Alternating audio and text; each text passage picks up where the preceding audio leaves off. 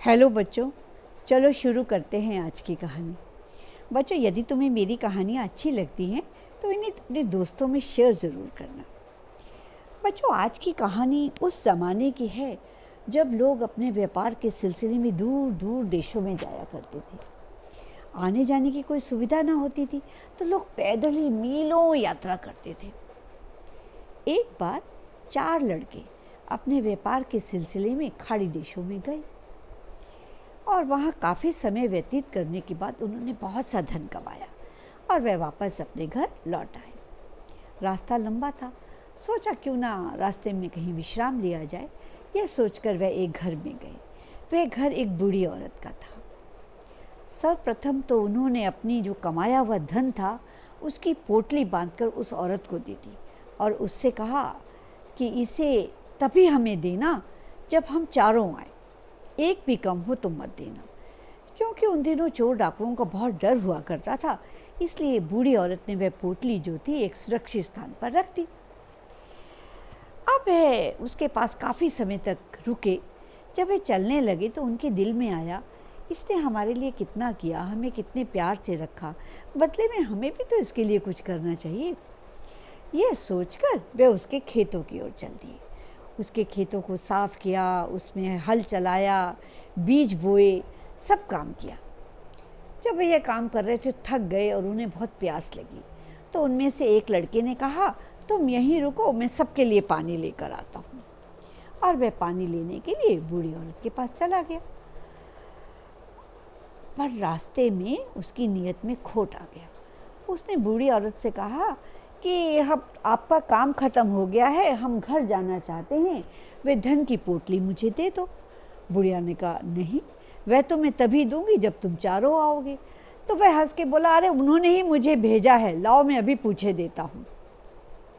और उसने ज़ोर से वहाँ से कहा, अरे ले आओ। तो उन तीनों ने खेतों से कहा, ले आ। बुढ़िया ने सोचा पोटली कह रहा होगा।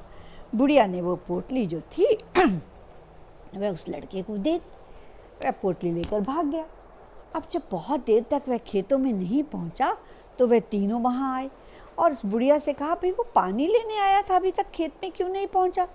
बुढ़िया ने कहा, पानी लेने? अरे वह तो पोटली लेकर चला गया।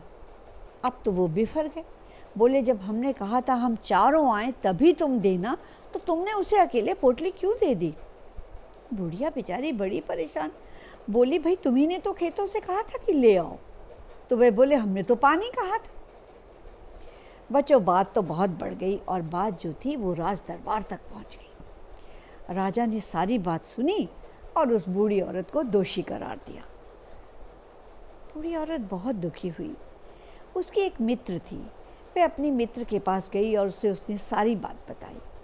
मित्र ने उसे एक बहुत अच्छी सलाह दी, जिसके अनुसार वह राजा के पास गई और बोली, राजा जी, मैं आपके जो दिया हुआ फैसला है उसको नहीं मानूंगी और मैं उसको चुनौती देती हूँ कि यह गलत है।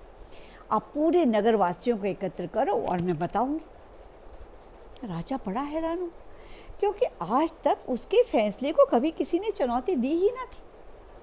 खैर, पूरे नगर को बुलाया गया और बुढ़िया ने सबके सामने कहा कि उन तीनों लड़कों को भी बुलाया जाए।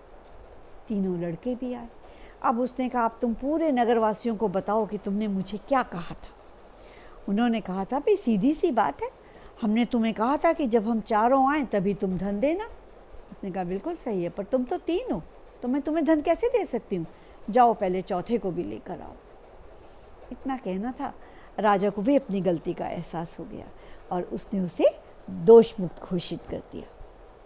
बच्चों, ये छोटी सी कहानी बताती है कि ज़िंदगी में एक अच्छे सलाहकार की बहुत अहमियत होती है। तो जल्द मिलूंगी एक नई कहानी के साथ। Thank you.